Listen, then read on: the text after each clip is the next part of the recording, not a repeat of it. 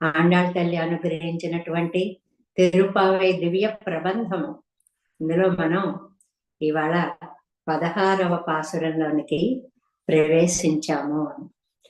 ఒక్క నమ్మాళ్వార్లు అనుగ్రహించినటువంటి ఒక్క ద్రవిడ సూక్తిని తీసుకుని మొత్తం తిరుప్పావై 30 పాసురాలని ఆండాళ్ తల్లి మనకి అనుగ్రహించింది అని పెద్దలు వ్యాఖ్యానాల్లో చాలా చక్కగా చెప్పారు.